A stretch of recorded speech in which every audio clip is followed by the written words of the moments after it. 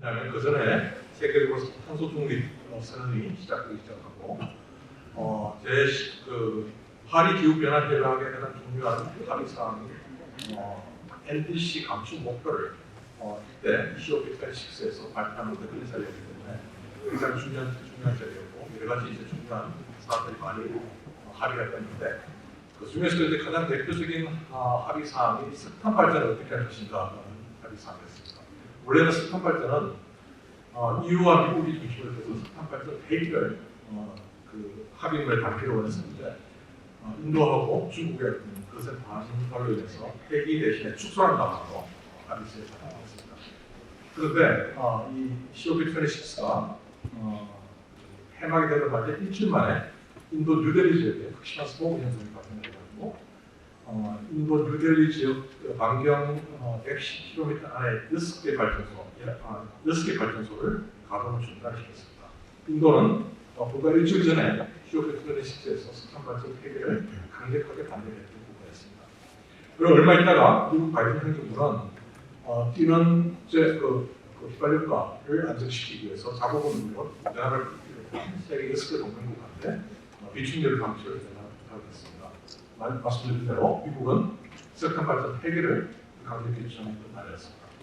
이런 가운데 지난해 6월달에 러시아가 우크라이나를 침공하면서 그 이후로 전 세계 에너지는 케이오스 상태에 진입하게 됐습니다.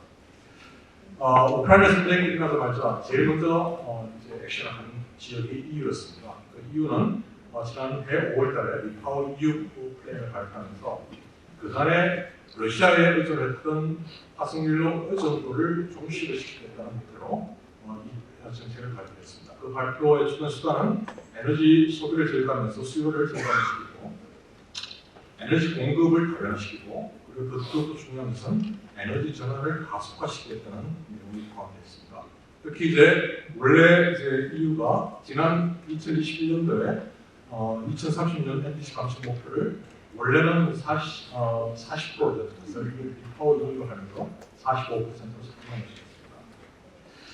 그 다음에 또 중요한 액션 하나가 미국에서 발표한 인플레이션 리덕션 액트입니다. 지난해 8월달에 이 법안이 발표가 됐습니다. 이게 IRA라고 우리나라에 널리 알려져 있는 그런 법안인데 리파워 EU는 그야말로 적나라하게 화석연료 기반 어떤 경제를 그 에너지 상황을 에너지 전환시켜가지고 러시아 의존도를 탈피시키려는 그런 어떤 정책적인 목표가 있었던 반면에 이 IRA는 에너지 전환을 목표로 해서 미국 산업을 성장시키겠다는 그런 목표를 갖고 이 법안이 통과됐습니다. 그래서 관련된 법안이 두 개인데요. 오른쪽이 인프라스트럭처 로고요. 이건 고전의 11달 통과됐고 8달 통과된 시 왼편에 보시면 IRA인데 중간에 보시면 US 에미션에 보시면 우리 한번 주목해야 되는 부분이 파워라는 우리 산업 부분인데 이게 그 배출 비중이 온실가스 배출 비중이 26%인데 우리나라는 이 숫자에 해당되는 게 34%입니다.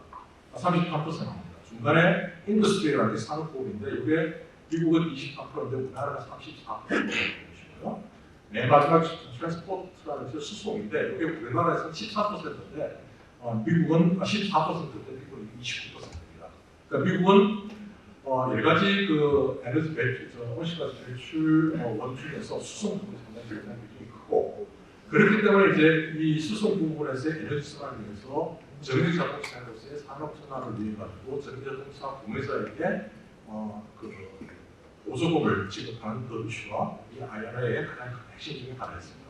이 부분에 대해서 지금 우리나라 상당히 현대자동차라든지 상당히 포텐셜을 하고 있고 우리나라뿐만 아니라 일본, EU 등도 굉장히 이 IRA에 대해서 포텐셜을 했었는데 드디어 지난 며칠 전에 EU에서 그린 딜 인더스트리얼 플랜이라고 이런 계획을 발표를 하면서 미국 IRA에 대응해서 미국 IRA와 똑같은 유사한 그런 제도를 EU에서 도입하겠다는 정책을 직접 발표했습니다. 그래서 EU 집행위원회에서 이 계획을 발표했는데요. 네 가지 필러가 있습니다. 네 가지 필러 중에 첫 번째 프레임워크 방식이 정책적인 필러가 있는 것인데 정책적인 필러 중에 가장 중요한 것이 네트워크 인더스트리얼 액션이 이게 아마 IRA와 똑같은 성격의 그런 법안이 될 것 같고요. 펀딩 분야에 첫 번째 중고 두 번째 아이템에 보시면 유로피안 서비리티 펀드라는 유럽 국부 펀드를 보면서 이건 그러니까 산업체 펀드가 아니라 EU 차원에서 펀드를 만들어가지고 어떤 유럽 내 영내 산업을 활성화시키겠다는 계획이고, 스킬이라는 것이 일인양성, 그다음에 트레이드라는 것이 통상, 그러니까 우리가 흔히 말하는 C방 같은 그런 제도가 있다고 볼 수 있겠습니다. 따라서 미국이나 유럽이나 지금 우리나라까지도 전 세계적으로 이제 우크라이나에서 이제 탄소 중립 이후에 우크라이나 전쟁을 겪으면서 새로운 에너지 경제 시대로 진입을 하고 있습니다. 항상 이제까지 모든 것이 새로운 에너지 경제 시대는 굉장히 꿈이 항상 밝았습니다. 새로운 에너지 경제 시대에 보면 에너지 전환 때문에 새로운 산업들이 생기고, 또 새로운 산업들이 생기면 많은 일자리가 창출되고, 그러면서 시가세 배출 감축시키시다 라는 장밋빛 그런 어떤 환상이 있었는데, 지금은 그 장밋 환상에 해당되는 것이 예를 들어 2030년까지 에너지 전환 시장이 세계적으로 한 6천억 불, 그러니까 지금 현재 104배 정도 증가하겠다, 이런 계획이 있었는데, 요즘은 이제 리스크 영역으로 합니다. 리스크 영역 중에 가장 중요한 것이 공급망 이슈가 되겠습니다. 태양광 풍력과 같은 에너지 전환과 관련된 핵심 부품의 70%가 중국을 비롯한 세계 국가에서 전쟁하고 있습니다. 공급망 위기 때문입니다. 그리고 에너지 전환과 관련된 리튬, 코발트 등등과 관련된 새로운 핵심 광물이 있는데, 핵심 광물의 생산의 90%가 중국을 포함한 특정 국가에서 생산되고 있습니다. 그래서 이러한 리스크 문제를 해결하지 않으면 우리가 원하는 산업 전환, 그 뉴 에너지 에코노미를 실질적으로 혜택을 볼 수가 없기 때문에 이 문제에 대해서 지금 전 세계가 같이 골몰을 하면서도 같이 경쟁을 하는 그런 상황이 벌어지고 있다고 말씀드릴 수 있습니다. 이상 글로벌 트렌드에 대해서 말씀을 드렸고요. 두 번째 카드로 청정화력에 대해서 말씀드리겠습니다.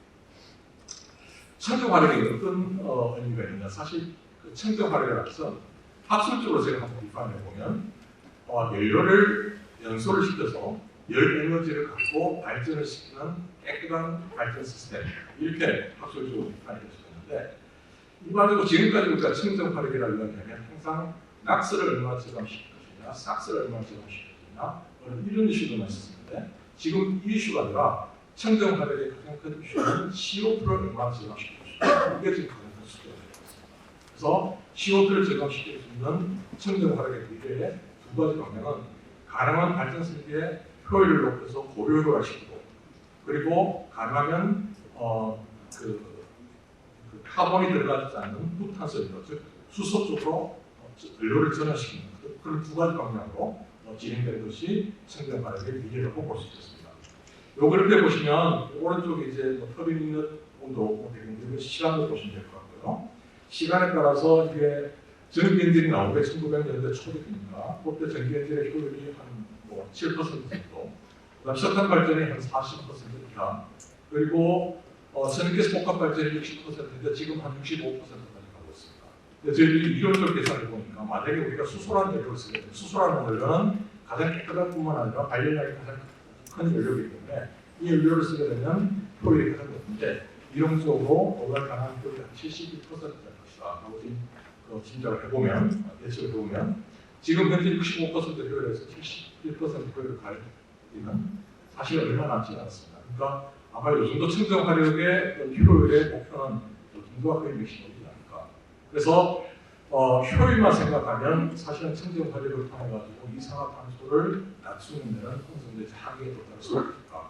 그래서 그 다음 단계는 결국에는 연료를 전환시켜야 되는데, 효율형 상수단으로 고려하고 있는 수소로 확대를 시키는 데 가지고 이 부분을 아예 이산화탄소가 배출되지 않는 그런 연료원으로 전환시켜야 된다. 이것이 미래의 모습을 보일 수 있습니다.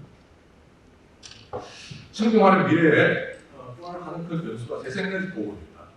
왜 청정에너지를 이야기하면서 재생에너지를 이야기하는가 좀 궁금할지 모르겠지만, 재생에너지가 들어오면 발전 설비 자체가 전체적인 구도 자체가 달라집니다.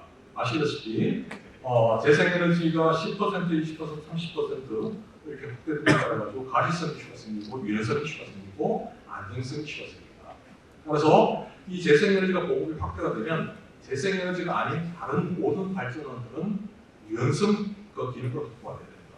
그러기 위해서는 아마도 이 청정화력을 포함한 그 화력 쪽에 어떤 그 발전원 중에 원자력 전도가 앞으로 기술 발전 역할을 할 것이고, LNG 발전이라든지 다른 발전들은 거의 대부분 첨두 부하가 확장된 부하 추정용 시장으로 넘어간 것이다. 심지어 원자력만 하더라도 지금은 뭐 비저부하 문제에 큰 문제가 없지만 재생에너지가 들어오게 되면 원자력을 위험전을 하게 되기 때문에 특히 EU 같은 경우에는 저지난해 EU 그린 핵산업을 발표하면서 그 ATF, Accident Tolerant Fuel에서 그러니까 부하 변동 때 핵연료가 이상이 없이 운전할 수 있는 핵연료 개발 조건을 EU 핵산업의 조건 중에 하나로 그렇게 반영시킨 바 있습니다.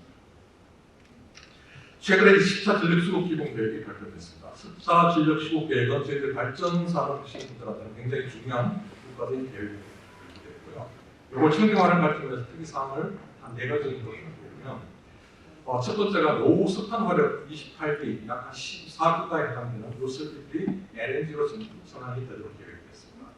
그러니까 LNG가 전환되는 설비가 늘어나다 보니까 시간의 감에 따라 가지고 LNG 설비가 발전량 대비 설비 자체의 비중이 크다 보니까 발전 이용률 자체가 급격하게 줄어듭니다. 예를 들어 30년도에 27%가 이용률이 36년도에 11%까지 떨어졌습니다.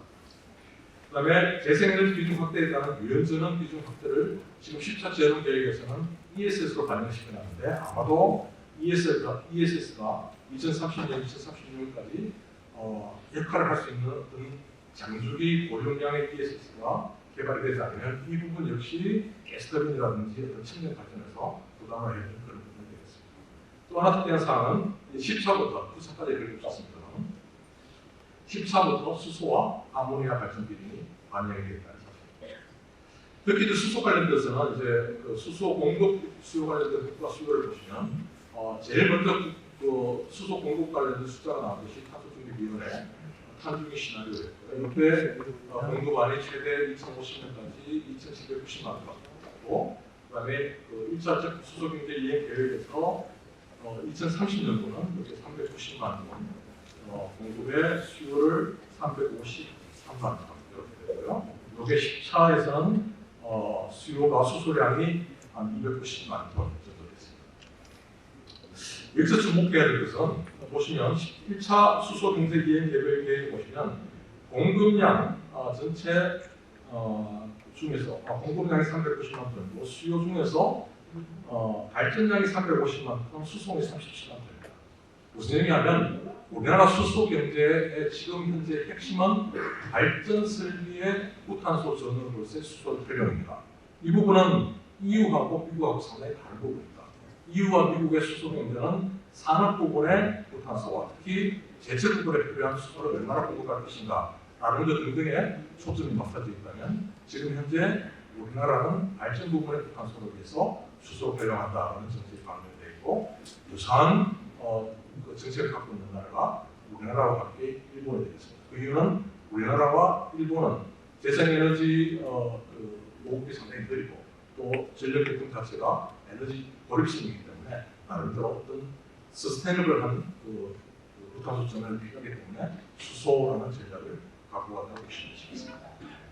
자, 이런 상황에서 수소든 LNG든 충전 발전에 앞으로 좀 중요한 수단이 가스터빈인데 가스터빈은 당연히 1991년도부터 시작해서 지난 30년 동안 많은 사람들의 노력에 의해서 상당히 많은 기술 개발이 돼서 지금 현재 한 270메가와트짜리 가스터빈 국산 가스터빈 모델이 개발이 돼서 요 270메가와트 가스터빈이 2년 전에 2022년도에 시제품을 출하를 해가지고 현재 중국의 서부 발전 김포 열병합에 설치가 되고 지금 건설 중에 있고 아마도 이게 파이어링이 아마 2월 말 내지 3월 초 정도면 실제로 점화식이 있을 것 같습니다.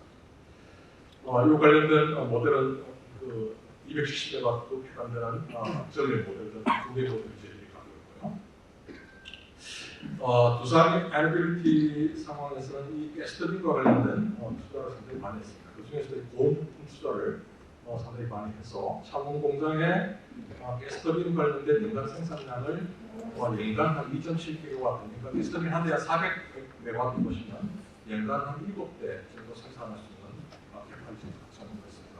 그래서 지금은 사실 이 공장을 가동시키기 위한 여러 가지 이제 커머셜 활동이 굉장히 중요한 그런 시기라고 특히 이제 저희들이 개발을 하면서 시험 설비가 거의 풀 스피드 풀 로드 시험 설비인데 그게 지금 아마도 투자하는데 건설비 포함해서 한 2천억 이상 될 것 같습니다. 전 세계적으로 건설비는 시멘스, GE 그리고 우리나라 쪽을 갖고 있고 미쓰비시는 좀 성격이 강한 설비를 갖고 있습니다. 그래서 이 설비를 갖고 있으면 50년, 60년 전은 또 부하 상황이 어떻게 되든 그래서 충분히 운전할 수 있는 그런 설비를 가져도 있는 그런 상황입니다.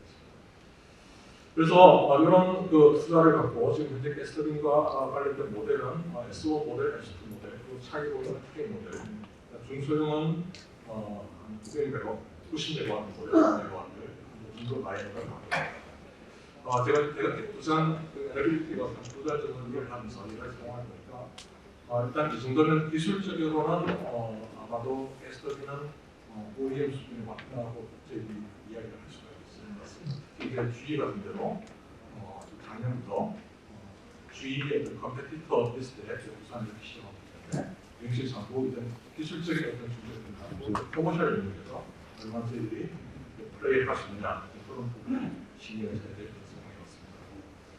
가스뿐만 아니라 수소 관련돼서 지금 적극적으로 준비를 하고 있고 5메가와트 전소 그다음에 여기 보시면 S1 모델, S2 모델은 콘솔을 써서 특히 부산의 고유 모델의 형태는 S1에서뿐만 아니라 현재 국내 깔려 있는 여러 캠퍼스에 가스터빈이 수십 대 걸려 있는데 수소 콘솔을 활용한 기술을 저희들이 개발하고 현재 계속 진행 중입니다.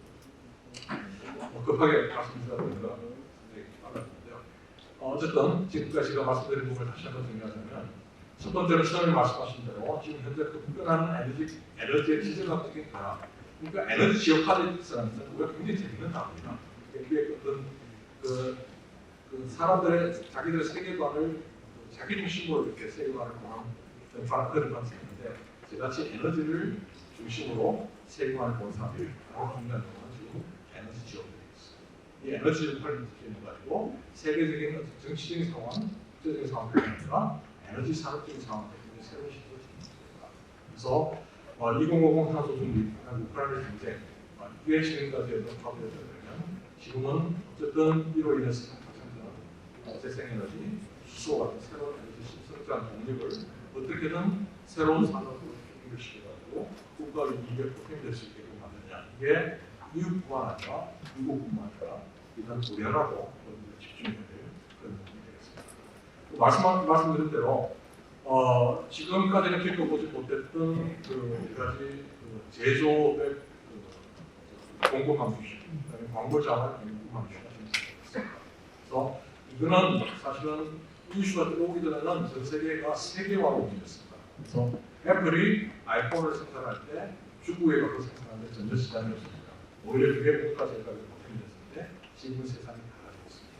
현재 탈세계화로 진입하면서 여러 새로운 세상이 펼쳐지고 있고 탈세계화로 관련된 여러 세상을 바꾸는데 미국의 IRA라든지 미국의 앞으로 그린 딜 인더스트리 플랜이라든지 큰 역할을 할 것이고 이게 아마 우리나라의 산업에 특히 에너지 산업에 굉장히 큰 고통을 줄 것인데 이 고통을 잘 이겨내고 있어야 우리나라도 산업 쪽에서 큰 베네핏을 받을 수 있을 것 같습니다.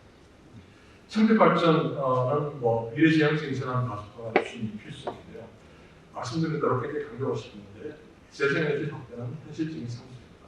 그러니까 비단 부산 에너지만 기존에 원자력, 석탄, 에너지 사업을 했지만 항상 그 기술발전 위주의 사업을 했는데 제가 항상 회사에서 회사 사람들한테 이야기하는 게 이제는 상황이 달라졌으니까 재생에너지가 확대가 됐을 때 기존의 사업을 포기하라는 게 아니라 기존의 사업 모습들이 어떤 그 상황에 맞게끔 변성이 되는 것을 빨리빨리 준비합니다. 그래서 이게 굉장히 큰 파도가 될 것 같고요. 특히 우리나라 같은 경우에는 고석탄 화력의 에너지 전환을 지금 아까 말씀드린 400만 20기 이상이 지금 전환 대상으로 지금 분류가 되어 있는데 실제 전력에서 이걸 어떻게 성공적으로 잘 전환시키냐 보시는 생각을 앞으로 청정 화력의 탄소를 위해서 수소 더빙의 역할은 피할 수 없는 상황이 됐습니다. 사실 수소 더빙과 관련돼서는 로 TRL 기술, 그러니까 TRL3 이하의 어떤 연소 기술들은 이미 선진국이 우리나라보다 10년 정도 앞서 있습니다. 그렇지만 지금 커머셜 레벨에서의 수소 표준 기술은 아무도 지금 진입하지 못한 상황이기 때문에 지금 우리가 지난 한 10년 동안의 기술적인 격차만 잘 극복을 하면 커머셜 시장에서 들어가서 한계 경쟁하면서 이제 좀 개방하는 상황이 될 수 있습니다. 그렇게 말씀드릴 수 있겠습니다. 이상 이거를 올라가겠습니다.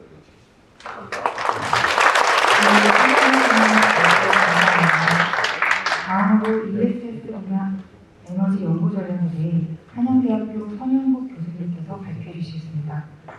큰 박수 부탁드립니다.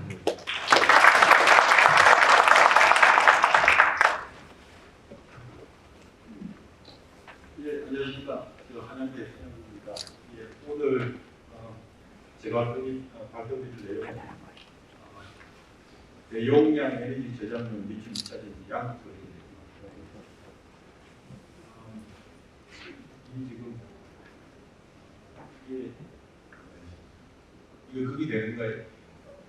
눌러보면은 동영상이 이걸 좀 누르겠습니다.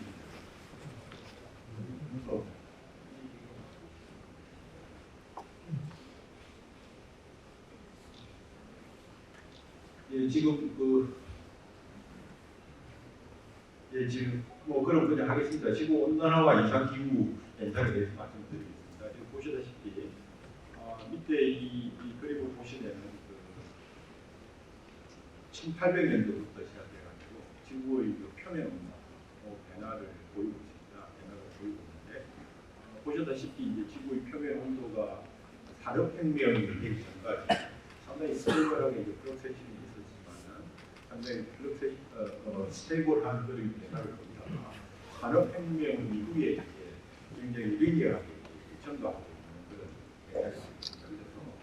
그래서 최근에 2000년대 이후로 들어와서는 지구의 표면 온도가 굉장히 가파르게 전도하고 있고 최근에 이 2010, 한 5, 6년 이후로부터는 더 가파르게 지구 온도가 올라가고 있고 그래서 이런 것들은 전부 다 CO2 이슈 때문에 이렇게 나오고 그래서 2020년 이후에 주요 기상 변화를 좀 살펴보면은 이게 이제 우리나라 같은 경우도 기후 변화가 커가지고 이제 봄이 짧아지고 여름이 길어지고 등등 이런 여러 가지 이제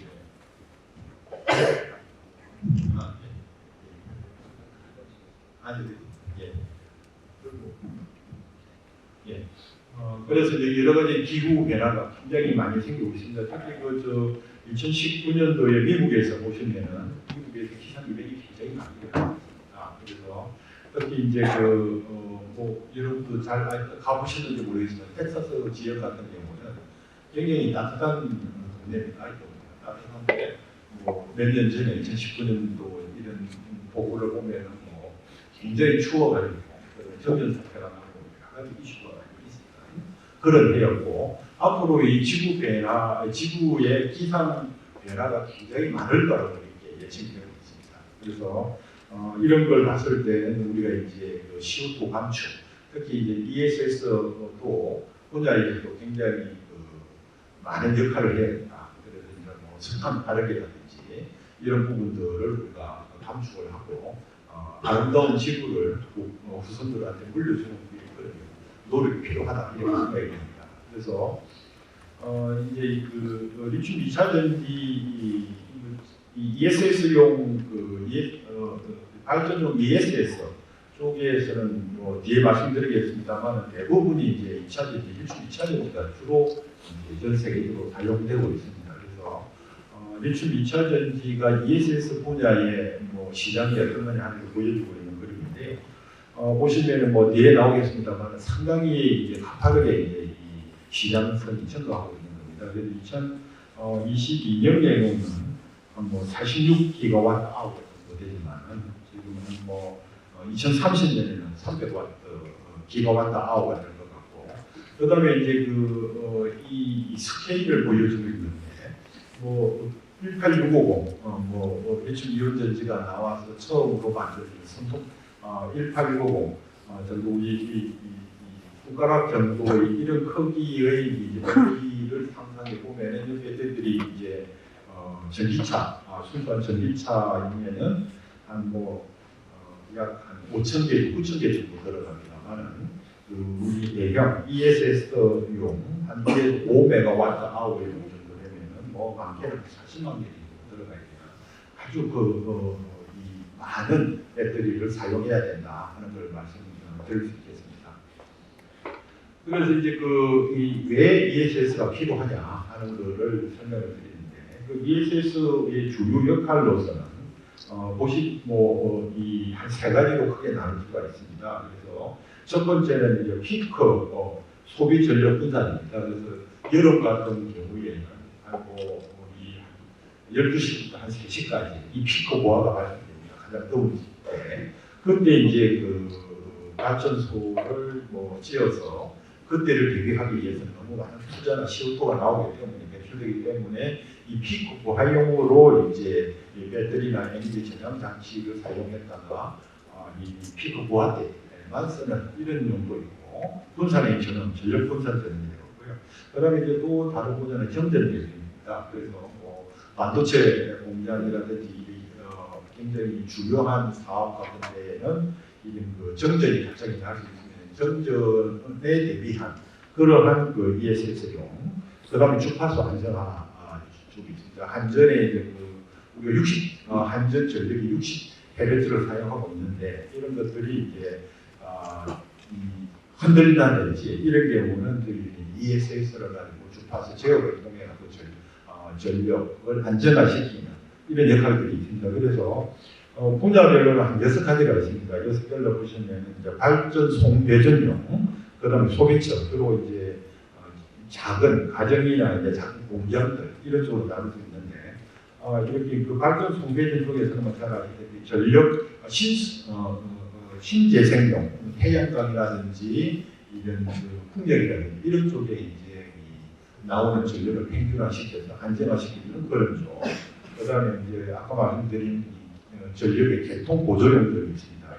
그다음에 소비자용으로는 이제 가정용, 가정용에도 이제 위에 피크 부하에 대비한 것처럼 마찬가지듯이 여름에 이제 낮에 전력이 필요할 때 저장했다가 쓰는 거고 등등의 이런 것들이 이제 많이 쓰이고 있습니다. 그래서 이런 발전 송배전용에 이제 필요한 이 배터리의 특성은 가장 큰 걸 이제 장주기라고 해가지고 오래 사용해야 되고 또 이제 규모가 굉장히 크고 그렇기 때문에 이쪽에서는 이 가격이 굉장히 중요한 이슈가 되기 때문에 저가격용 배터리를 만들어야 되는데 그 중에서 특히 이제 양극재가 가장 큰 뒤에 말씀드리겠습니다. 시장을 가장 큰 포션을 차지하기 때문에 저가격을 갖는 그런 양극재들을 개발해야 되겠고 그 다음에 이제 좀 작은 이런 소형용 같은 경우는 우리 가정용이라든지 이런 쪽에서는 고에너지 밀도가 되어야 되고 안정해야 됩니다. 이런 특성을 가지고 있는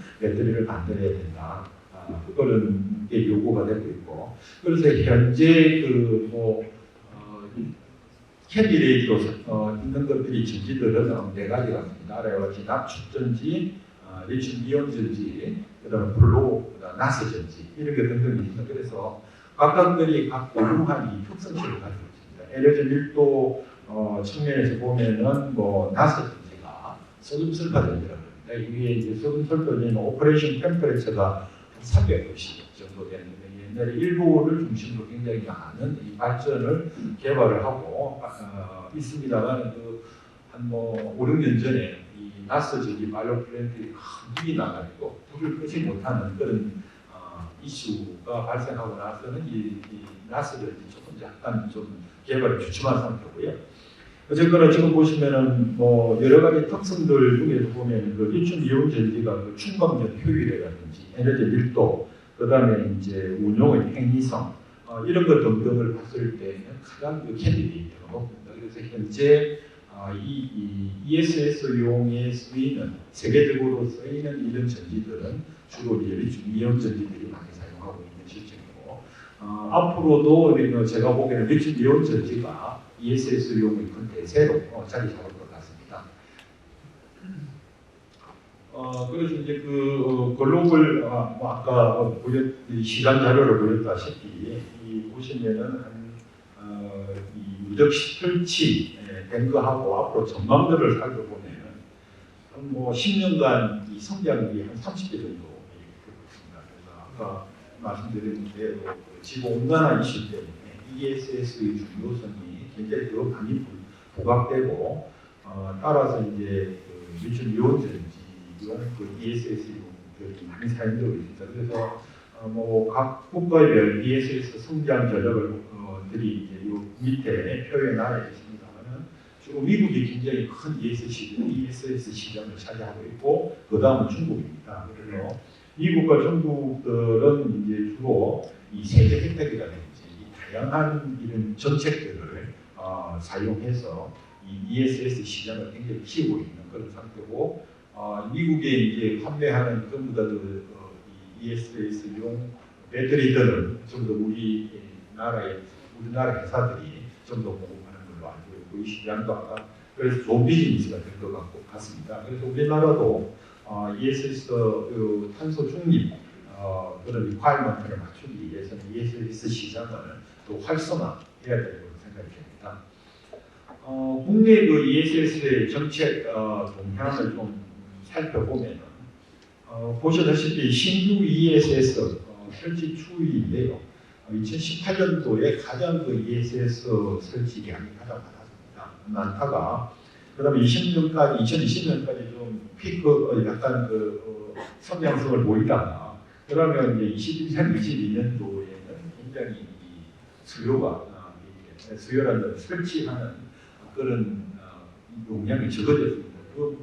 그 이유는 왜냐하면 과제입니다. 신문지사에서 많은 과제들이 보고되고 있었는데 이에 대해서 과제가 보시다시피 그림에 나와 있듯이 굉장히 과제가 많이 발생했습니다. 그래서 이런 과제의 원인들에 대한 이슈들이 굉장히 많이 있었고 조사를 많이 했습니다만 원인 찾기가 사실 쉽지 않았습니다. 불이 나다 보니까 불 타고 나서 이걸 조사하기는 원인을 발견하기 쉽지 않았습니다. 그래서 가장 큰 앞으로는 이제 이런 부분들을 과제를 방지하기 위해서는 여러 가지 노력이 필요하게 될 것 같은데 가장 중요한 것은 한 두 가지 정도를 볼 수 있겠습니다.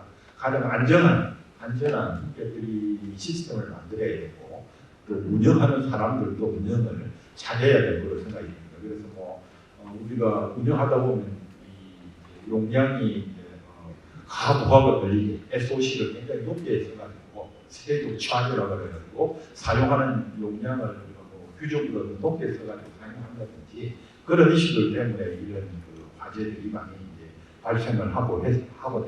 그래서 최근에는 이런 과제 사건을 경험을 삼아서 다양한 안전한 그런 ESS용 시스템을 만들려고 노력을 하고 있는 그런 상황입니다.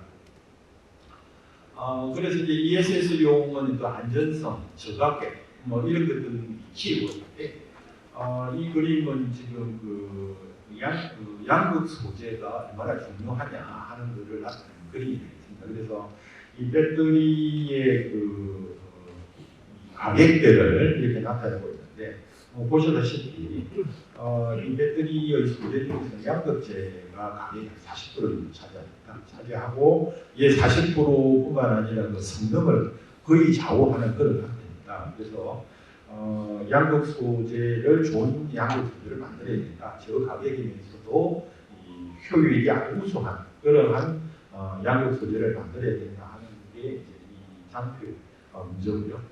그 요점이고 앞으로 ESS는 개발 방향이 어떻게 되어야 되느냐 하는 것을 나타내는 겁니다. 그래서 ESS용 배터리는 아까 말씀드린 것 가장 중요한 것은 장주기에서는 수명입니다. 오래 써야 됩니다.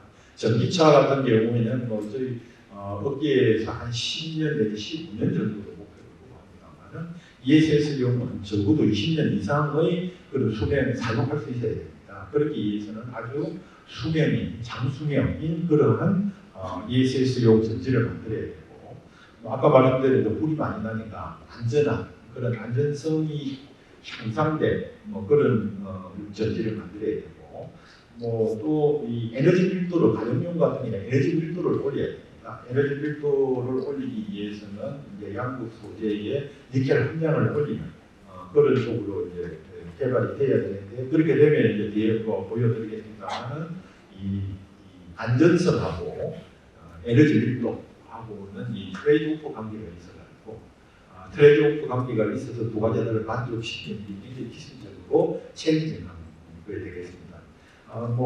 그리고 이제 ESS용은 워낙 덩치가 사이즈가 크기 때문에 가격이 EV 배터리보다는 훨씬 더 가격이 저가격이에요. 이런 특성들을 좀 더 만족시키는 그러한 그 ESS용 배터리를 만들어야 되고 그래서 이제 이걸 배터리 중에서도 이제 아까 말씀드렸는데 양극재가 가장 큰 이런 시장에 큰 영향을 미치고 있는데 여기 보시면은 이제 양극재 중에서 이제 통상 우리나라에서 가장 잘 만드는 양극재가 엔신, 니켈, 코발트, 망간인데 이 그림은 이제 코발트 가격에 대한 이슈입니다. 이 보시면은 코발트 가격은 굉장히 전 세계적으로 플럭세이션이 굉장히 심합니다. 이 이유는 이 코발트라는 자원이 그 콩고 쪽에 이제 아프리카 콩고 쪽에 이제 콩고 공화국의 편중이 되어 있는 관계로 콩고 공화국이 내전이라든지 이런 이슈 때문에 이 가격이 굉장히 플럭세이션이 심합니다. 그래서 예를 들어서 2018년 경우에는 한 톤당 94,000불 정도 이렇게 되다가 이제 가격이 안정화되다가 최근에는 또 다시 한 번 더 피크를 찍었습니다. 82,000불 이런 식으로 굉장한 플럭세이션이 심해지고 있습니다. 그래서 어떻게 하면은 이 양극재 중에서 니켈 리치 양극재 첨단계 중에서는 양극재에서 코발트를 뺀 소재를 써야 되겠느냐, 빼야 되겠다 하는 그런 이슈가 등장하고 있고 그런 걸 개발하기 위해서는 이제 코발트를 뺀 니켈 망간 청산계 양극 소재를 만들어야 됩니다. 오른쪽 그림은 이제 니켈 함량에 따른 코스트를 나타내고 있습니다. 코스트인데 이제 코발트가 없는 소재, NM이라고 합니다. 니켈 망간. 그런 NCM은 코발트가 들어가는 그런 소재인데 보시면은 보시다시피 니켈 함량에 따라서 뭐 가격은 약간씩 NCM 경우는 감소합니다만은 뭐 스틸 90%까지는 그 NM 소재가 가격이 쌉니다. 그래서 이런 소재를 개발해야 된다. 그런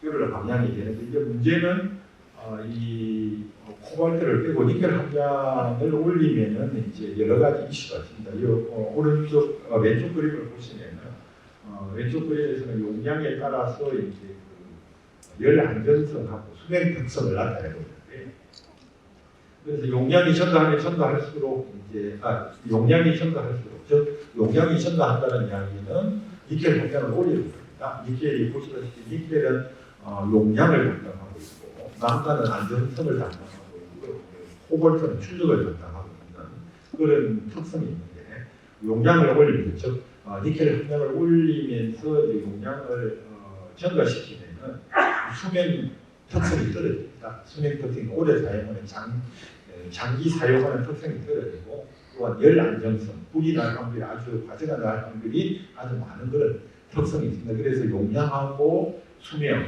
그다음에 안전성 이런 것들은 이제 트레이드 오프 관계가 있습니다. 그래서 뭐 오른쪽 그림들은 나머지 그림들은 왼쪽 그림을 서머라이즈해놓은 그런 내용이 되겠습니다. 그래서 어쨌거나 이런 특성이 있다. 그래서 이 용량도 올리면서 그다음에 이제 화재도 안 나고 오래 사용할 수 있는 그러한 코발트가 안 들어간 양극재를 만드는 게 가장 큰 개발 목표고 개발 방향이 되겠습니다. 그래서 이 코발트 프리 양극재, 코발트를 안 쓴 양극재의 특성을 두 개를 비교를 해봤습니다. 왼쪽에는 이렇게 이제 코발트 프리 소재 NM이라는 소재하고 그 카운터 파트니 코발트가 들어간 NCM 소재를 가지고 니켈 함량이 90%짜리를 비교를 해놨는데 보시면 수명 특성은 코발트가 안 들어간 재료인 코발트 프리 소재를 있습니다. 그다음에 열 밑에 보시면 열 안정성도 코발트 프리 소재가 있거든요. 그다음에 이제 오른쪽에 샘 사진을 나타내고 있는데 코발트가 안 들어간 재료들은 이 우리가 충방전을 사용하면 이 마이크로 크랙이라고 해서 이 파티클이 부서지거나 깨지지 않습니다. 그 대신 이제 코발트가 들어간 소재들은 이런 그 마이크로 크랙이라는 크랙이 이제 깨져가지고 수명 특성이 떨어지는 그런 원인이 되겠습니다. 그래서 이제 수명이나 안전성적인 측면에서 봤을 때는 이렇게 코발트가 안 들어간 재료보다는 코발트가 들어간 재료가 좀 떨어집니다만은 오른쪽에 보시면 이제 양극 소재 문제점에서 보시면 코발트가 안 들어가면은 이런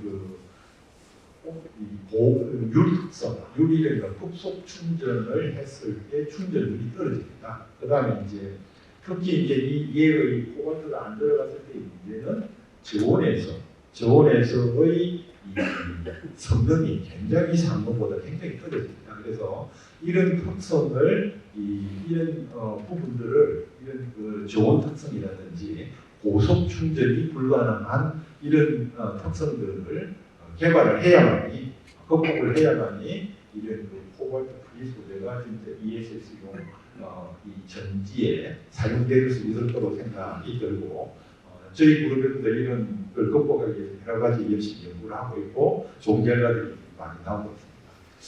또 한 가지 그 양극 소재, 좋은 양극 소재는 LFP입니다. LFP는 뭐 신문상에서 너무 많이 나왔듯이 중국의 그 회사들이 주로 LFP, 아이언 포스페이트라는 이런 재료를 아주 뭐 전기차 에 많이 사용되고 있고 사용하고도 하고 또 ESS용으로 많이 사용하고 있습니다. 그래서 여기 보시면 그 LFP는 그 그림에서 왼쪽의 그림에 보시면은 이 충전 전기가 오퍼레이팅 포텐셜이 상당히 낮습니다. 첨단계인 코발트라든지 NM 이런 소재보다 훨씬 낮고 그 다음에 또 하나의 문제는 이제 이 나노 사이즈를 만들기 때문에 LFP는 이 밀도가 템 밀도가 떨어집니다. 템 밀도가 이제 떨어진다는 이야기는 에너지 밀도가 부피 에너지 밀도가 특히 떨어진다는 그런 이슈가 있습니다. 그래서 이런 부분들의 문제가 있습니다만은 위에 이 스파이더 다이아그램을 보시면은 이 LFP는 이런 그 에너지 밀도나 이런 쪽은 떨어지지만은 수명이라든지 가격에서 굉장히 좋은 이 장점을 갖고 있습니다. 그래서 이런 재료들도 가격적인 측면에서 봐도 LFP가 그 첨단계인 니켈이 들어간 니켈만큼 코발트 프리 소재로는 장점이 있습니다. 그래서 각 재료들이 이제 이런 장점과 단점이 있습니다. 그래서 이 앞으로 이 ESS용 이 양극재는 아까 말씀드린 대로 아까 방금 말씀드린 것처럼 이런 LFP 소재, 그 다음에 이제 니켈 코발트가 안 들어간 첨단계인 니켈 망간 소재 이런 것들이 많이 사용될 거로 생각이 되고 이런 문제들이 방금 소개드린 대로 이런 문제점들이 있지만 이런 문제점들을 극복하는 방안으로 연구 개발을 진행하고 앞으로 이제 그런 것들이 극복되면은 뭐 리튬 이온 전지에 ESS용 이런 이 리튬 이온 전지에 많이 사용될 거로 생각이 됩니다. 이상으로 마치겠습니다. 다음으로 수소 연료전지 분야 에너지 연구 전략에 대해 한국에너지기술연구원 김상경 단장님께서 발표해 주시겠습니다. 박수 부탁드립니다.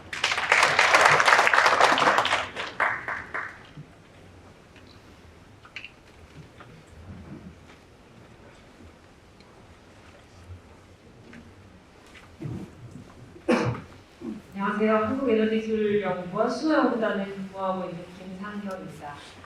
부원장님께서 오늘 급한 일정이 생기셔서 대신 말씀드리겠습니다.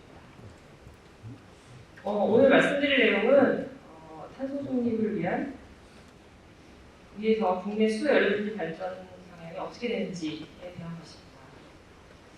먼저 탄소 중립을 위해서는 에너지 대전환이 필요한데요. 현재 우리나라 에너지 중에서 열 부분이 75%를 차지하고 전기가 25%에 불과합니다. 이런 열 부분은 대부분이 화석연료를 사용하고 있고요. 전기 부분도 원자력이나 일부 재생을 빼면 대부분 화석연료를 사용하고 있기 때문에 이 열 부분, 특히 전기화가 필요하고요. 그리고 탄소 중립 연료로의 변화, 탄소 중립 연료라고 하면 탄소가 없는 수소나 암모니아 등으로의 전환이 필요한 상황입니다. 이런 것을 위해서 이제 전체적인 에너지 통합이 필요한데요. 무탄소 전기 생산이라든가 에너지 시스템을 전기화하는 것, 그리고 탄소 중립 연료나 제품으로의 변화, 또 효율 향상이나 자원 순환 부분, 또 발전소 산업 공동 배출에서의 온실가스 처리 등을 모두 함께 해야 이제 탄소 중립이 가능한 상황입니다. 한국에서 탄소 중립을 위해서는 우리나라에서는 2050년까지 기여하는 이제 전기 부분을 현재 20%를 한 45%까지 늘리겠다. 60%로 늘리는 걸로 변경이 될 수도 있지만 여튼 지금은 45%로 늘리는 것으로 되어 있고, 현재 전기를 제외하면은 모두 화석연료인데 전기하고 그 재생에너지를 제외하면요, 이 화석연료 부분을 수소나 그 재생에너지 부분으로 변경하여서 산업, 건물, 수송 다양한 부분에 대한 계획이 세워져 있습니다. 그 한국하고 이제 비교해서 전 세계적으로도 최종 에너지 믹스에 대해서 계획을 하고 있는데요. BP 발표에 의하면 재생전기 비중을 전기를 전기율 60%, 그리고 수소를 한 16% 정도 하겠다고 발표가 되어 있고, 전기 중에서 재생전기는 83%로 예측을 하고 있습니다. IEA에서는 전기를 한 50% 정도로 얘기를 하고 있는데요. 이 수소도 이제 10% 이렇게 하고 있습니다. 전기화하는 것에 대한 것은 우리나라뿐만 아니라 전 세계적인 트렌드라고 말씀드릴 수 있겠습니다. 탄소 중립을 위해서 이제 에너지 믹스를 어떻게 해야 되냐 하면, 일단 무탄소 전기를 화를 해야 되는데, 무탄소 전기라는 것은 수소 또는 아모니아하고 엮여질 수밖에 없는 거고요. 그 다음에 바이오연료라든가 일부 화석연료를 사용해서 산업이나 건물, 수송 분야에 적용을 하는데, 이때 필요한 기술이 CCUS라든가 효율 향상, 자원 순환 이러한 기술들도 함께 개발해야 합니다. 그다음에 무탄소 전기 생산은 이제 잘 아시는 것처럼 여러 가지 재생에너지라든가 원자력, 수소 발전 이런 것들을 모두 포함하게 됩니다.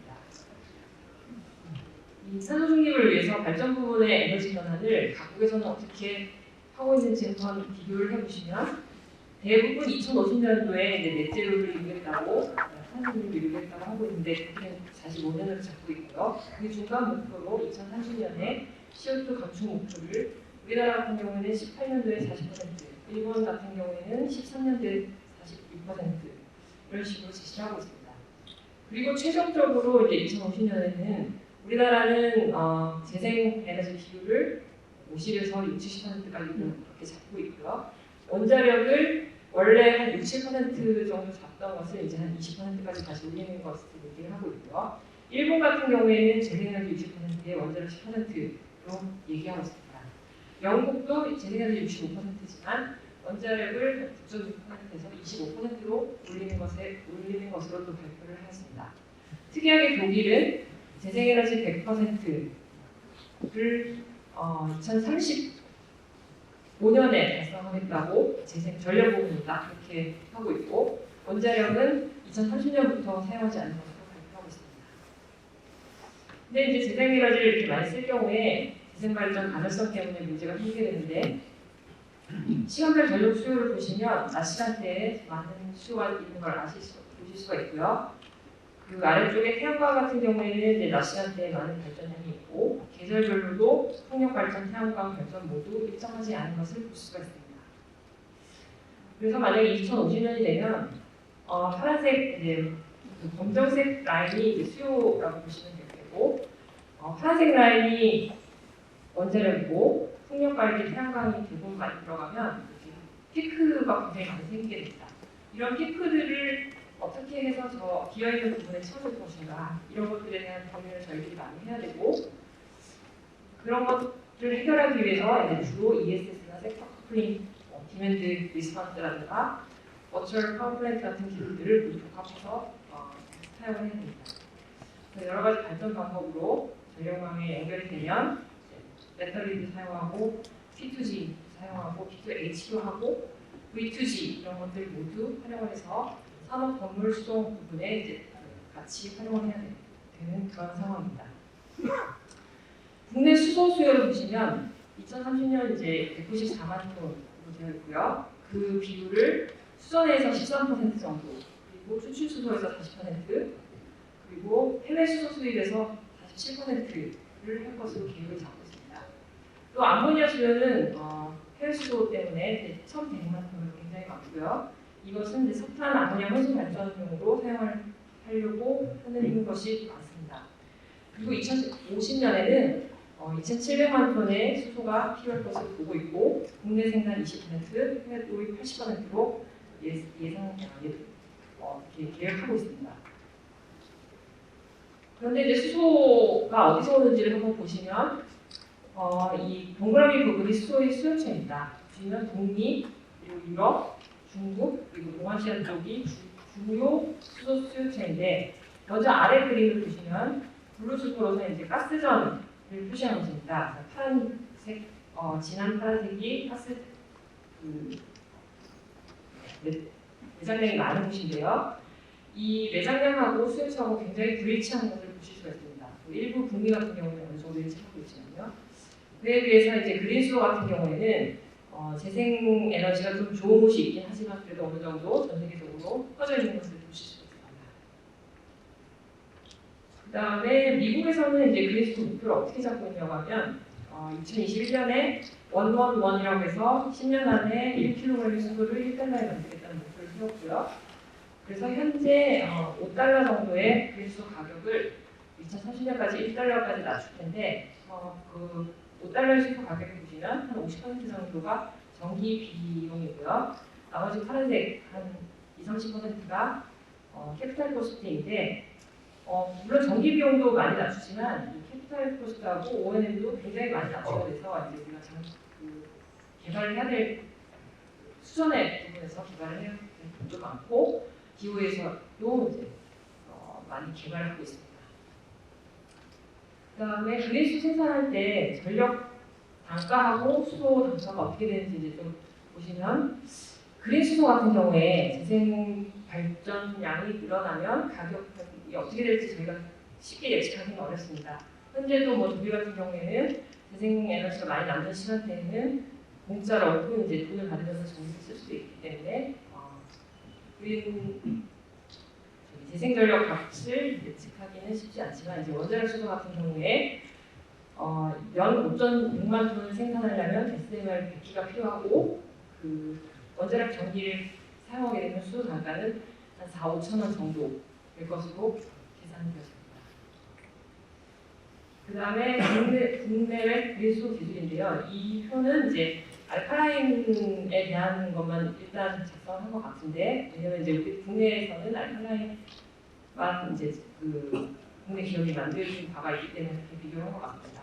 용량으로 보면 이제 그 선진사들은 선진국들은 10메가 이상을 만들고 있지만 우리나라는 이제 단일 스케일로 1메가까지 만들었고 그 전류 밀도, 그러니까 기술력을 보면은 이제 여러 우리 연구소 기술사 여러 군데에서 개발을 하고 있습니다. 그 다음에 요거는 뭐냐면 수전 생산 설비 규모인데요. 블룸버그 NEF에서 조사한 내용으로 2021년도에 전 세계 수전의 생산 설비 규모가 6.7기가와트 연 정도 되고요. 그 중에 75%가 알칼라인, 그리고 25%가 펜타입니다. 22년도에 이제 이 NEF에서 블룸버그에서 예상하기로는 수전의 설비 생산 캐파가 2배로 늘어서 13.5기가가 될 것이고 그 비율은 폐화와 알칼라인 비율은 그대로 유지되는 것으로 추가가 되었습니다.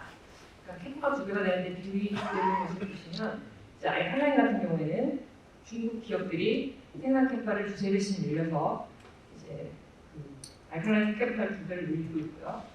독일의 티센트롭이나 아니면 노르웨이 넬 같은 데는 사실 캐파를 늘리지 않았습니다. 그리고 펜 같은 경우에는 주로 미국이랑 영국 회사들인데 미국의 플러그파워하고 영국의 ITM에서 캐파를 많이 늘려서 이제 펜도 캐파가 생산 캐파가 2배 정도 이렇게 늘어나는 것으로 추산하였습니다.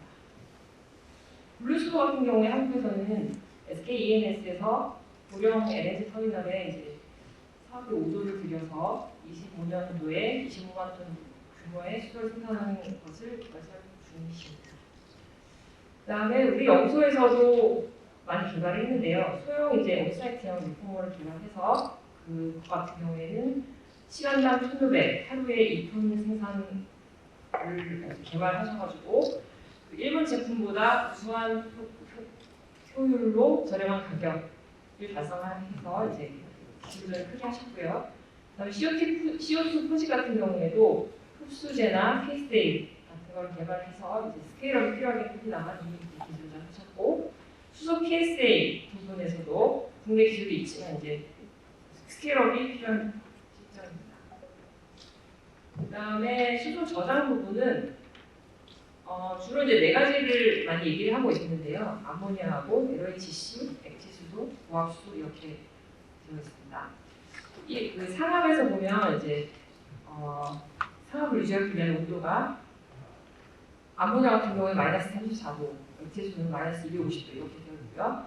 근데 암모니아 같은 경우에는 10바 정도의 압력만 가해줘도 상온에서 이제 액체를 만들기 때문에 해외 수송이나 이런 것들 굉장히 유리해서 그런 것 같은데 그런 이유하고 이미 암모니아에 대한 그 암모니아를 활용을 하고 있기 때문에 접근 용이성 이런 것들 때문이기도 한 것 같은데 이제 국내 대기업들에서 암모니아 크래킹 기술에 대해서 등장하신 분도 있습니다.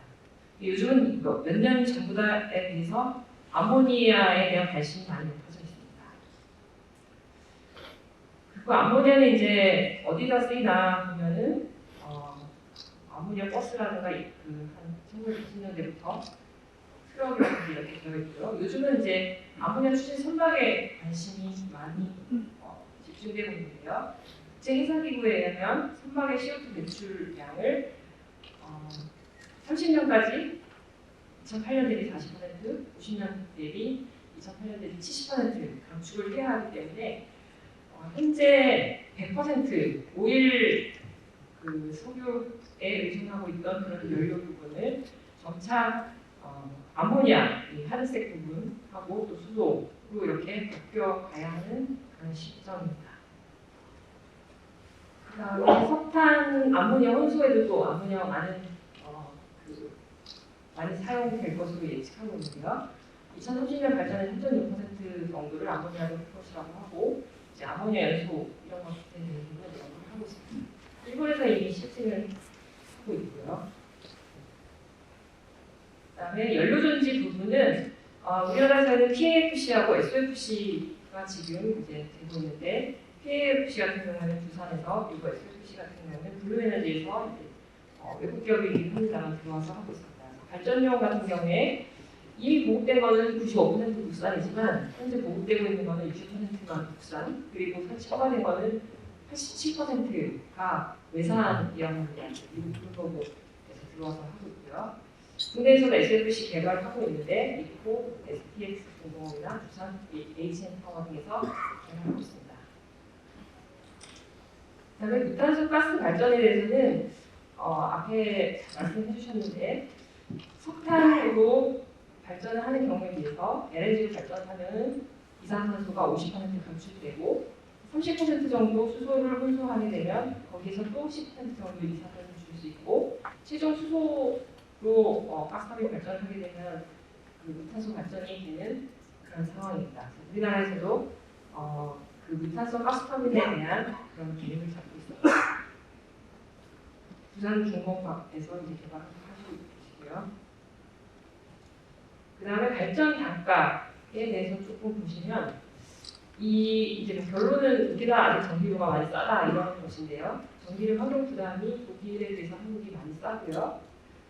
그 다음에 가정용 전기요금도 독일이나 일본에 비해서 싸고 산업용도 아직은 전기 요금이 많이 싸다. 그래서 이제 전기요금 부담을 더 하고 어떤 친환경적인 발전에 대해 발전을 더 늘려야 되지 않나 그런 얘기고요. 그 다음에 산업 부분에서 무탄소 열 생산도 굉장히 중요한데 그 산업용 공업로 같은 경우 국산화가 별로 안 되어 있고 보일러 같은 경우 국산화가 많이 되어 있다고 합니다.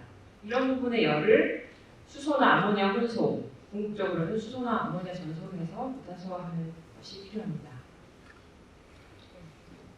그 다음에 재생 전기를 사용하게 되면 이것이 새로운 석유이냐 글로벌 재생 전기 전송에 대한 그런 것들이 이제 계획되고 있는데요. 먼저 이제 알제리에서 영국으로 태양광 발전해서 보내는 전선을 깔아서 보내는 거, 그리고 오스트리아에서 싱가포르로 보내는 거, 그리고 칠레의 낮 시간은 이제 중국의 밤 시간이니까 그렇게 긴 부분도 이렇게 전선화해서 재생에너지를 받는 이제 그런 계획들이 되고 있고요. 그 다음에 아프리카의 그 사막 지역에서 태양광으로 수소를 생산한 다음에 수소 파이프로 독일까지 보내는 그런 프로젝트가 이미 시작되어서 이제 그럴 경우에도 수소 가격 경쟁력을 가지기 때문에 프로젝트가 이미 시작됐습니다.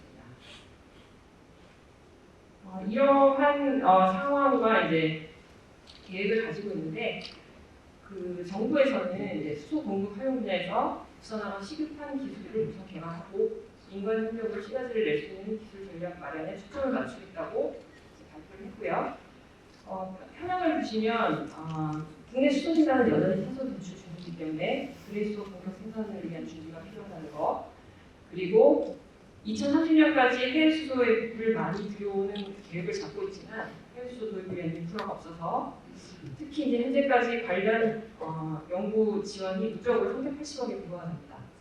그리고 수소 모빌리티 부분에서는 넥소 차량 품종밖에 없는데 쌍용차라든가 열차, 행각 등 다양화를 위한 시도가 부족했었고 국제 수소 표준 인증이나 산정 노력도 부족했기 때문에 일본에서는 일본이 이 부분을 굉장히 잘하고 있다고 합니다. 그래서 청정수소 대량 생산 국산화 기술 개발, 그리고 해외 수소 공급을 확보를 위한 R&D 본격적으로 추진하고 수소 모빌리티 초급자 기술 확보, 그다음에 수소 기술 국제 표준을 선정하는 그런 추진 방향을 가지고 진행을 하고 있습니다. 요약해서 말씀드리면 2050년 탄소 중립 달성을 위해서는 이제 무탄소 발전을 해야 되고 거기에 따라서 청정수소나 수소 발전으로 뭐 LNG나 가스화기 등을 볼 수 있고 또 무탄소 연료로의 전환, 수소 환원 제철 등이 필요합니다. 그래서 수소 경제 사회를 실현할 수 있을 것 같고요. 이 탄소 중립이라는 것은 우리에게 뭐 불편함을 주는 것만은 아니고 경제 성장과 또 새로운 기회를 줄 수 있는 시대가 될 것이고 감사합니다. 다음으로 원자력 분야 에너지 연구 전략에 대해 한수원 중앙연구원 김한곤 원장님께서 발표해 주시겠습니다. 박수 부탁드립니다.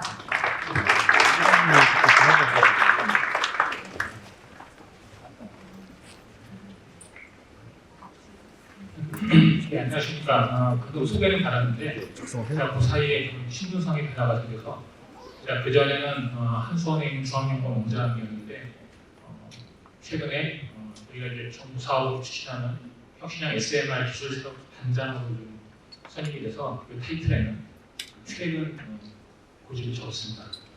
저 오늘 원자력에 대해서 말씀드리고 최근에 이제 원자력에서 가장 많이 추진하고 있는 소형 모듈 원자로에 대해서 좀 소개를 시키려고 드리려고 하는데 제가 듣기로는 여기 들으시는 분들이 원자력 전공자들이 아니라 그럴 것 같고 일단 원자력 발전소에 대해서 잠깐 좀 소개를 드리고 말씀드리도록 하겠습니다.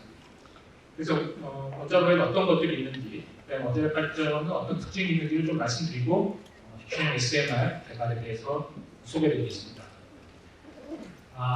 원자로는 여러 가지 종류가 있는데 지금 여기 있는 가압경수로라고 하는 원자로는 좀 전 세계적으로 가장 많이 사용하는 원자로입니다. 전 세계 원자로의 한 3분의 2가 가압경수로라고 하는 원자로고 얘는 원래 잠수함에서 썼던 원자로입니다. 최근에도 우리나라의 항공모함이 핵잠수함이 어땠든가 항공모함이 어땠든가 하는 그 배 안에 실려져 있는 원자로가 가압경수로입니다. 얘는 그냥 내각제를 그냥 물을 쓰는 거고요. 그다음에 증기 발생 장치가 분리돼서 방사선 방어가 좀 뛰어나가는 그런 장점이 있고, 그다음에 저희가 오늘 주로 얘기되는 게 탄소 중립 관련해서 얘기를 많이 하는데 탄소 중립 관련해서 원자력을 하나의 수단으로 쓰자고 할 때도 대부분 가압경수로가 앞으로 10년 내나 20년 내에는 대상이 될 걸로 저희는 그렇게 보고 있습니다. 두 번째가 이제 비등경수로인데 얘는 말 그대로 이제 비등을 허용합니다. 원자로 안에서 끓는 거를 허용을 하는 원자로고 원래는 이제 아까에 보여드린 가압경수로보다는 좀 경제적인 거로 알려졌는데 얘는 제가 왜 보여드렸냐면은 2011년에 후쿠시마에서 사고가 났던 그 발전소가 바로 비등용수로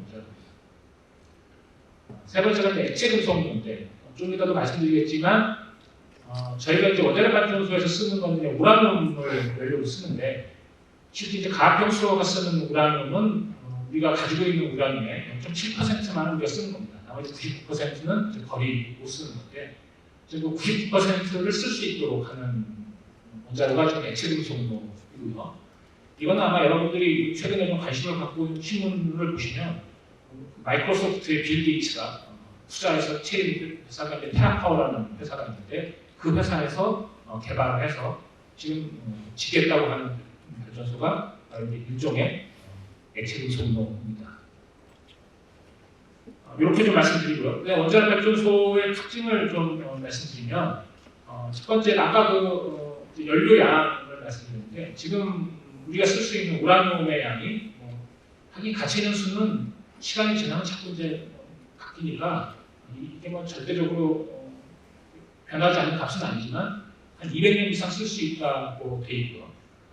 좀 전에 말씀드렸듯이 99%를 가지고 있는 우라늄 238을 쓸 수 있으면 고속등 신호가 개발이 되면 거의 뭐 10,000년 이상의 연료를 가지고 있다. 그리고 우라늄 연료는 양이 얼마 안 되기 때문에 예를 들어 가지고 우리나라에서 일주일 쓰는 소비량이 상암경기장 하나당 이 정도니까 우라늄은 우리나라가 이때까지 썼던 우라늄을 다 모아놔도 지금 이 방의 부피 정도가 안 되니까 상당히 좀 컴팩트한 연료겠죠.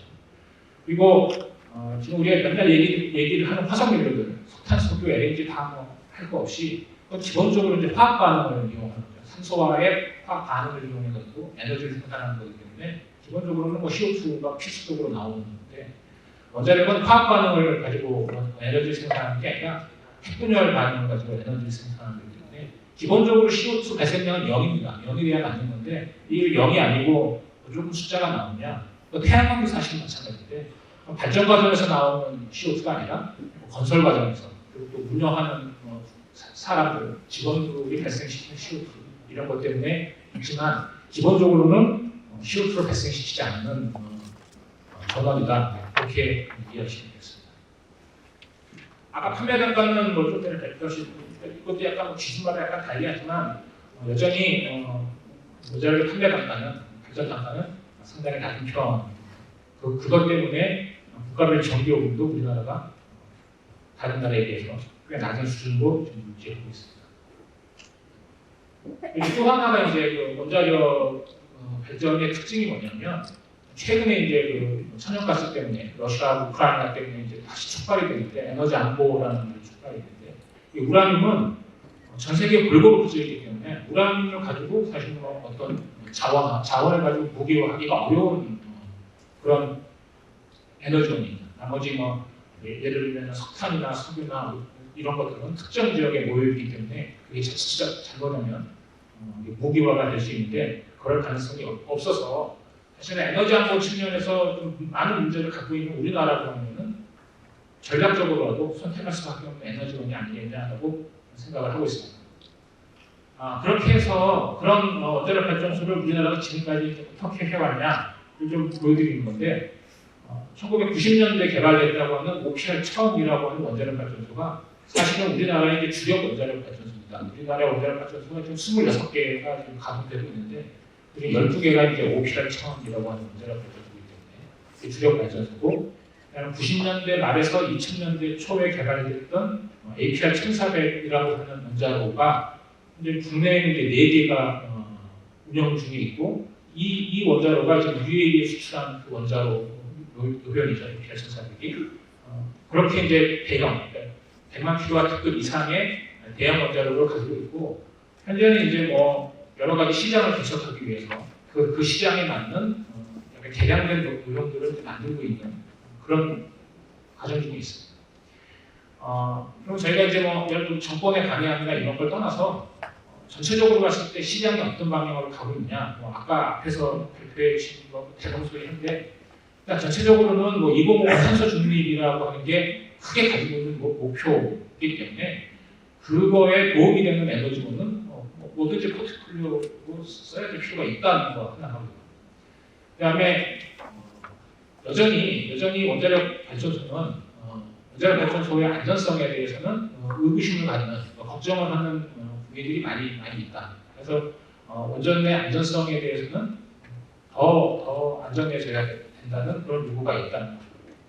그리고 뭐 신재생 에너지가 어떤 상수, 그러니까 신재생 에너지가 늘어난다는 것은 변할 수 없는 사실이라고 하면 과연 원자력 발전이 신재생 에너지하고 같이 갈 수 있는 전원이냐? 뒤에서 좀 말씀드리겠지만 신재생 에너지가 어떤 가능성, 그런 경직성 전원이고 원자력은 그거를 보완할 수 있는 유연성을 가지고 있냐 없냐 이런 것들이 이제 해외에서 국내뿐만 아니라 해외에서 논의되고 있는 방향입니다. 그런 거하고 관련해서 우리나라뿐만 아니라 세계에서도 그러면 소형 모듈 원자로가 그런 문제를 해결해 줄 수 있지 않겠냐. 발전소를 지금 100만 킬로와트급이 아니라 그거의 한 10분의 1 정도 수준으로 작게 만들면 뭐 전원이나 사람의 조작이 필요로 하지 않는 그런 안전계통을 구현할 수 있고 그게 구현이 되면 최소한 안전성 측면에서는 국민들을 충분히 설득할 수 있는 정도의 안전성을 확보할 수 있다. 그래서 우리가 이제 어떤 원자력 발전소에서 사고가 나면 주민들이 대피해야 되는 그 구역을 발전소 부지 경계 내로까지 들어올 정도로 사고의 위험성을 현저하게 낮출 수 있다. 그다음에 그 소형 모듈식으로 여러 개의 모듈을 지으면 시장 수요에 따라서 모듈이 하나가 들어갈 수도 있고 두 개가 들어갈 수도 있고 이게 쉽게 운동을 할 수 있기 때문에 해당 지역에 신재생 발전과도 충분히 연계할 수 있고 그리고 얘가 작은 모듈을 여러 개 짓기 때문에 어느 모듈은 전기를 쓰고 어떤 모듈은 수소를 생산하고 어떤 모듈은 열을 쓰고 하는 식의 훨씬 더 지금 대형 원자력 발전소보다는 유연한 그런 구성을 가져갈 수 있을 거다라고 저희 나라만 그렇게 생각을 하는 게 아니라 전 세계가 지금 그런 식의 인식을 하고 있다. 그리고 이제 지금 그러면 그렇게 SMR들을 소형 모듈 원자로를 개발하면 어디에 질 거냐 하는데 우선 이 원자력 발전소를 짓는데 소형으로 짓는 거를 이전서부터 몇십 년 전서부터 추구했던 지역들은 여기 이제 오른쪽에 있는 표 보시면 두 번째 있는 오지 또는 중공업의 증기를 공급한다든가 광산 이렇게 기존 발전소를 사용하기 어려운 지역에 넣는 거였는데 이제 최근에는 미국서부터 이제 나오는 얘기가 석탄화력, 노석탄화력을 대체하는 수요가 지금 얘기가 되고 있습니다. 그러니까 이 부분은 경쟁을 한다면 아까 천연가스가 들어갈 수도 있으니까 천연가스라는 게 경쟁을 할 수 있는 분야가 되겠는데 지금 노석탄화력이 대부분 한 300메가와트에서 한 600메가와트 정도의 사이즈이기 때문에 지금 우리가 100만 킬로와트 이상이 되는 대형 원전이 들어갈 수 있는 시장은 아니고 그래서 SM 소형 모듈 원자로가 들어갈 수 있는 시장이 될 거다. 그래서 그 정도 시장이면 2030년대 이후면 전 세계 한 85 기가와트 정도의 시장이 형성될 거다라고 지금 예측들을 하고 있습니다. 그래서 이제 그런 예측에 따라서 당연히 미국, 러시아가 가장 많이 활발하게 개발하고 있는데 전 세계적으로 한 80, 70여 개 정도의 소형 모듈 원자로가 개발 중에 있습니다. 이 중에는 아까 말씀드린 마이크로소프트의 빌 게이츠가 개발한 테라파워에서 개발한 TWR, 나트륨 이런 원자로도 포함이 되어 있는 거고요. 근데 그 중에서 가압염수, 제가 처음에 우리나라에 제일 많다는 가압염수가 23개 정도 가장 많은 거를 이루고 있는 이유가 지금 가장 개발 경험도 많고 사용하는 경험이 많기 때문에 그렇고요. 나머지 상당 부분의 원자로는 개발 초기 단계이기 때문에 2030년이나 40년대에 시장에 나타나기는 어려울 걸로 그렇게 보고 있습니다. 그래서 이제 이 그림은 저희가 이제 개발하고 있는 SMR의 이제 기본적인 개념인데,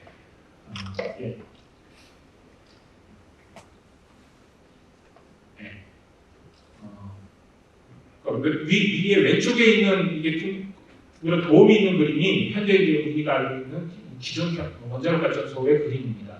원자로도 있고 안에 기기들이 잔뜩 있고 바깥으로 둘러싸고 있는 게 이제 한 두께가 1.5m 되는 콘크리트를 둘러싸고 있는 그림인데 그거를 오른편에 있는 그림처럼 원자로하고 컨테인먼트까지를 다 스틸로 된 용기 안에 딱 넣고 그 용기를 한 발전소 안에 4개씩 넣으면 예를 들면 저희가 지금 개발하려고 하는 거는 저 모듈 하나가 17만 kW짜리 그러면 모듈 4개를 넣으면 68만 kW짜리 발전소가 되는 거고 모듈 뭐 하나를 쓰는 게 17만짜리 발전소가 되는 거죠. 그런 원자로를 이제 지금 개발 중에 있습니다. 이거는 이 전체 발전소 형태도 기존 발전소처럼 커다란 보험 같은 게 필요 없기 때문에 환경 친화적으로 구현할 수 있다라고 지금 저희는 생각하고 있습니다.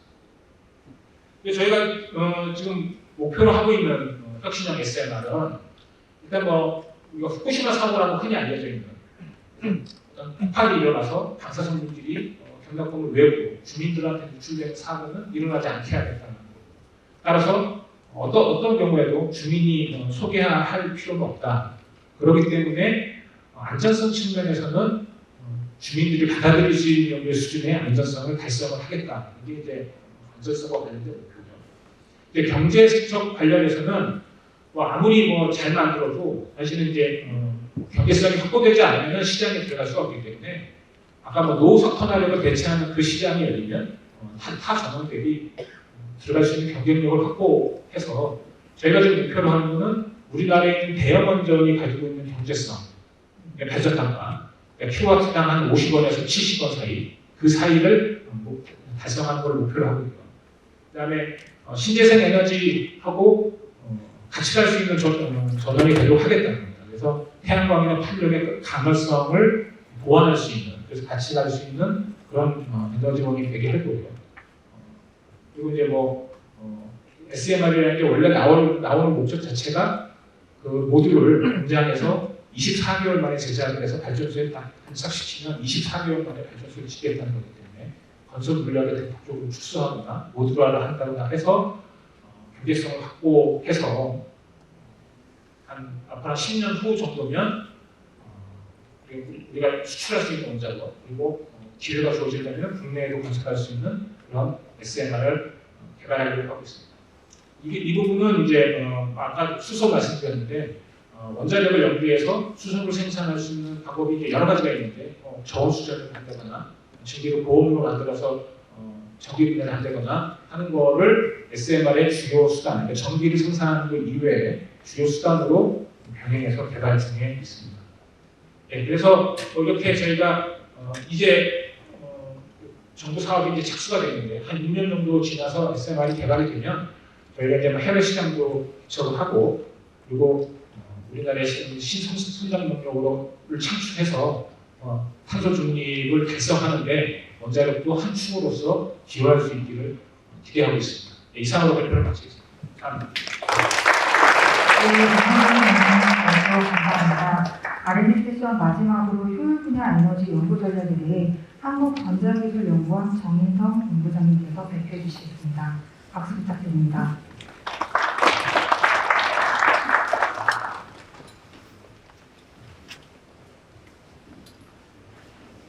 네, 반갑습니다. 방금 소개받은 전자연의 정인성입니다.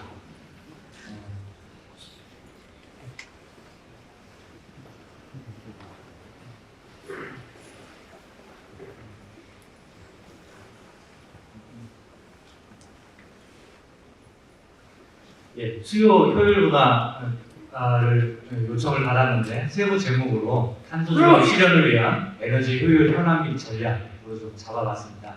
여기서 에너지 효율이라는 용어를 썼는데 수요 효율과 같은 의미로 이해하시면 될 것 같습니다. 정책 동향, 국내 현황, 개발 주요 기술별 개발 동향, 그다음 맺은 말 순으로 진행하겠습니다. 예, 다 아시다시피 탄소 중립을 향해서 세계 각국이 탄소 중립 선언도 하고 많은 노력들을 하고 있습니다.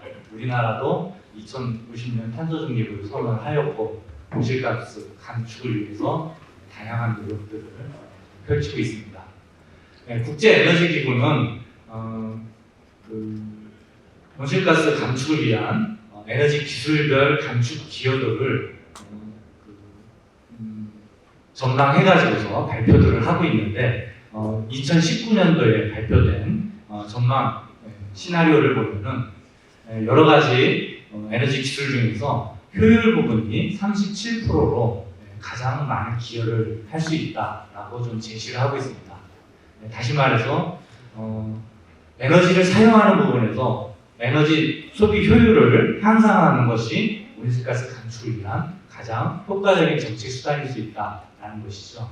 그런데 애석하게도 우리나라의 에너지 원단위, 즉 GDP당 에너지 소비량은 OECD에서 상당히 하위 수준에 있습니다. 일례로 오른쪽 하단에 20년간의 일본과 독일, 그 다음에 우리나라의 GDP 변화율과 소비 에너지 추이를 봤을 때 일본이나 독일은 GDP가 상승함에도 에너지 소비 감소를 이루었습니다. 하지만 우리나라는 아직까지 좀 증가하고 있는 형국이어서 이를 감소하기 위한 좀 노력이 필요합니다. 정부는 작년에 6월에 새 정부 에너지 정책 방향을 발표를 했고요. 5대 정책 방향의 하나로서 시장 원리에 기반한 에너지 수요 효율화를 제시를 했습니다. 이러한 제시의 배경에는 밑에 그림들처럼 몇 가지 이유들이 있는데요. 첫 번째는 에너지 안보적인 측면입니다. 요즘 에너지 안보가 좀 핵심 이슈로 부상하고 있는데요. 결국 소비 효율을 향상시켜서 에너지를 절감하면은 그만큼 우리는 에너지 소비에 드는 그런 수입액을 절약할 수 있기 때문에 이러한 얘기가 나왔고요. 그 다음에 에너지 발전에 소비되는 그러한 발전 비용들을 균등한 발전 비용이라고 해서 등가적으로 다 계산을 해 봤는데 원자력이나 태양광 이러한 발전 비용 대비 효율을 향상시킴으로써 반대급부적으로 발전을 줄이는 그런 쪽의 비용을 봤더니 오히려 효율이 훨씬 더 비용이 적게 들더라. 그러니까 동일한 비용으로 효율을 향상시켰을 때 더 많은 효과를 이룰 수 있겠더라라는 좀 결과가 있고요. 그 다음에 효율 시장이나 수요 관리 시장 그 자체만으로도 매우 성장성이 높은 신성장 동력이다 이렇게도 말씀드릴 수 있겠습니다. 효율은 크게 산업, 건물, 수송 분야로 이렇게 구분해서 표현하고 있는데요. 전체 비중을 보면은 산업 부분이 약 60%를 차지하고 있고 다음에 건물과 수송이 20%씩 차지하고 있습니다. 다른 부분에 비해서 산업 부분이 좀 더 많은 증가세를 보이고 있는 형국이고요. 부문별로 자세히 좀 상황을 보면 산업 부분은 90% 정도가 제조업입니다. 그 중에서 정유, 석유화학, 철강 부분이 전체 한 80%를 차지하고 있습니다. 다음에 설부별로 보면은 동력 설비, 그 다음에 요나 로 등의 열 설비, 그 다음에 보일러, 히터 등으로 구분할 수 있는데 동력 설비가 지난 수년간 좀 더 상승률이 높습니다. 이것은 각종 설비들의 전기화 추세에 따른 현상이라고 볼 수 있을 것 같습니다. 다음 건물 부분은 가정 에너지 소비는 그렇게 증가하고 있지는 않습니다. 다만 상업 건물들 중심으로 에너지 소비가 좀 계속적으로 증가하고 있다 이렇게 말씀드릴 수 있겠고요. 아까 예를 들었던 독일이나 일본 같은 경우는 정책적으로 좀 적극적인 관리가 들어가고 있습니다. 그래서 건물의 효율이 많이 높아지고 있는데 아직 우리나라는 그만큼 따라가지 못하고 있는 형국이고요.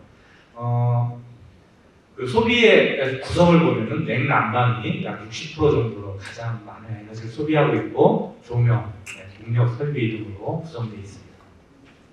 수송 부분은 자동차 대수가 지속적으로 증가하고 있어요. 그래서 에너지 소비도 증가하고 있는데 이러한 증가 추이도 중요하겠지만은 수년간 그 내연기관 자동차가 전기 자동차로 급격하게 전환하고 있는 패러다임 전환이 오히려 좀 중요한 사안이라고 볼 수 있겠습니다.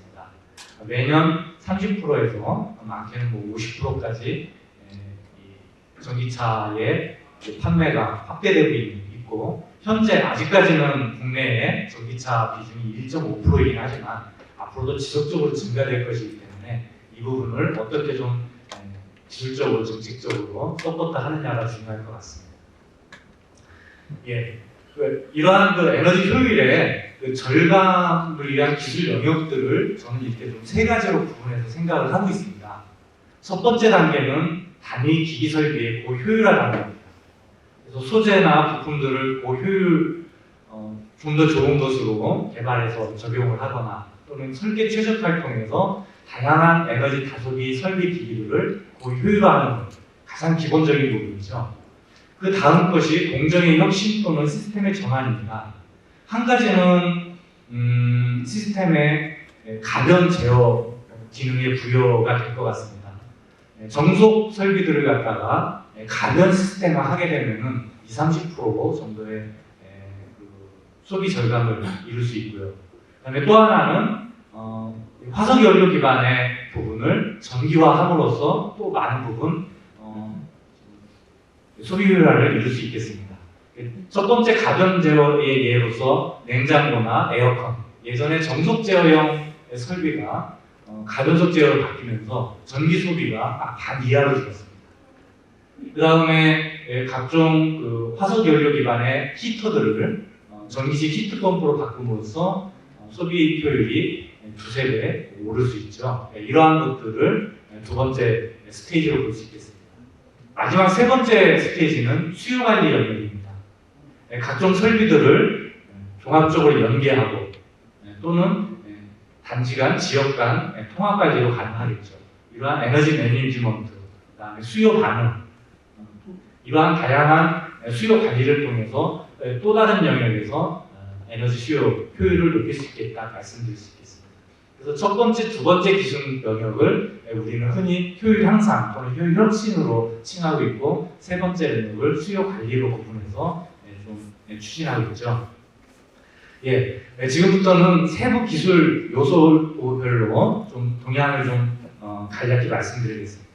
산업용 전동기 부분입니다. 전동기는 국가 전력 소비의 50% 이상을 차지하고 있습니다. 때문에 우리나라, 그다음에 세계 여러 나라들이 최저 효율제로 관리하고 있습니다.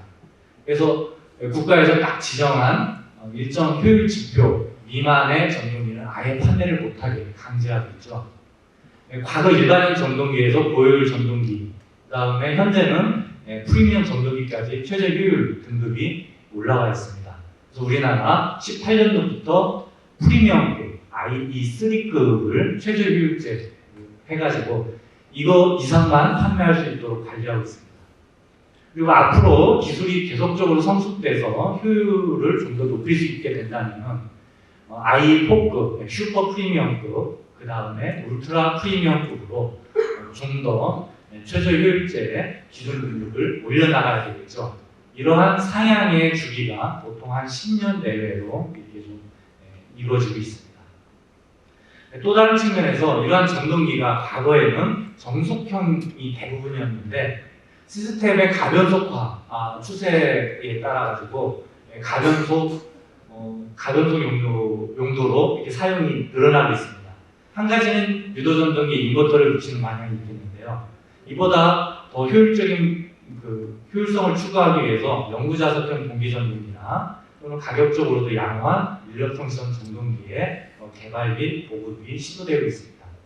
이러한 부분에서 보다 효율화가 이루어질 것 같고요. 다음은 유체기기가 되겠습니다. 기체 또는 액체를 이송하는 기기가 유체기기죠. 그래서 팬, 블로워, 컴프레서 이 부분이 기체를 이송하는 설비가 되겠고, 그다음에 펌프로 호칭하는 것이 액체를 이송하는 유체기기가 되겠습니다. 이러한 유체기기는 대부분은 전동기에 의해서 이렇게 좀 구동이 되는데, 전동기 소비 전력 이 구동 용도의 반 정도가 이 유체기기 구동에 사용되고 있습니다. 네, 그러한 상황인데 결국 이것도 유체기기 단위 설비의 고효율화 설계가 기본적으로 중요하고, 그 다음은 가변속 구동을 통한 시스템 효율 향상 이게 중요하고, 과거에 유압식으로 이렇게 좀 시스템 구성이 됐던 것들이 많습니다.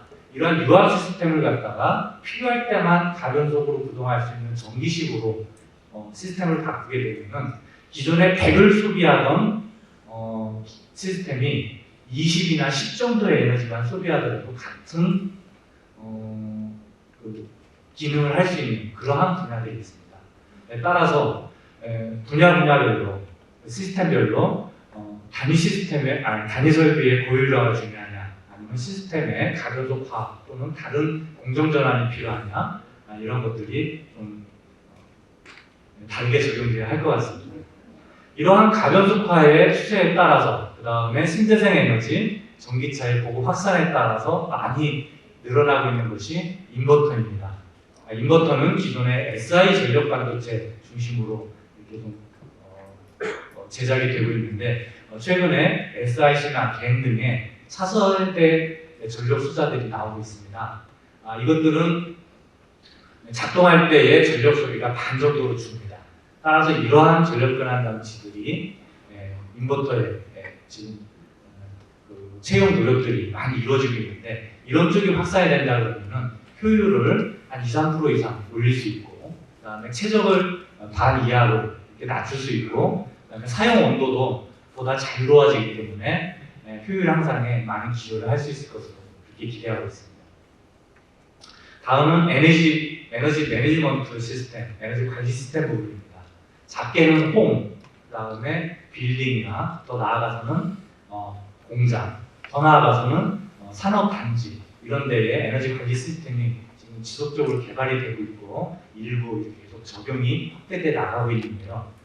전기뿐만 아니라 열, 가스 등으로 에너지원을 복합적으로 고려해야 되고, 그다음에 신축 건물뿐만 아니라 기축 건물에도 적용할 수 있는 그런 기술이 필요하고, 그다음에 단위 건물뿐만 아니라 여러 건물을 통합적으로 관리할 수 있는 기술들 이런 것들이 개발이 되고 있습니다. 근데 이렇게 다양하게 개발되다 보니까 상호 기능들의 호환성 여부가 또 문제가 되고 있고, 따라서 호환성 확보 기술의 개발이나 표준화, 그다음에 이것들의 보급을 확산시킬 수 있는 다양한 비즈니스 모델, 그다음에 정책적으로는 보급 확산을 위한 어떤 규제나 인센티브 이런 것들이 필요한 상황입니다.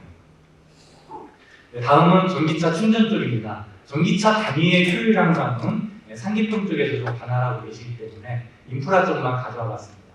인프라의 단위 설비의 고효율화, 그 다음에 사용자 편의성을 위한 대용량화나 로봇 충전기, 무선 충전 기술 이런 것들도 개발되고 있는데 결국 이러한 것들을 얼마나 효율적으로 운영하느냐 하는 그 RCT 기반의 운영 기술이 앞으로 중요하다 말할 수 있겠습니다. 단순하게는 보다 적은 충전기로 보다 많은 전기차의 충전을 편리하게 할 수 있도록 하는 방향이 중요하겠고, 우리나라 같이 아파트가 많은 환경에서 어떻게 하면은 아파트 환경에 적합한 그러한 충전기들이 있을 것인가, 이런 것들이 좀 지원이 개발이 되고 있고, 앞으로는 전력 개통의 부담을 최소화하고 더 나아가서는 전력 개통을 도와주는 충전 인프라로 발전을 해야 되겠죠. 뭐 V2G나 VGI 쪽의 발전이 그러한 내용이 되겠습니다. 이렇게 에너지 효율 향상을 위한 각 도메인 영역들의 노력이 필요한데 결국은 큰 임팩트를 가진 부분이 에너지 데이터 부분입니다. 그래서 다양한 수요 관리 비즈니스 창출을 위해서는 에너지 데이터들의 취합, 공유가 필요한데요.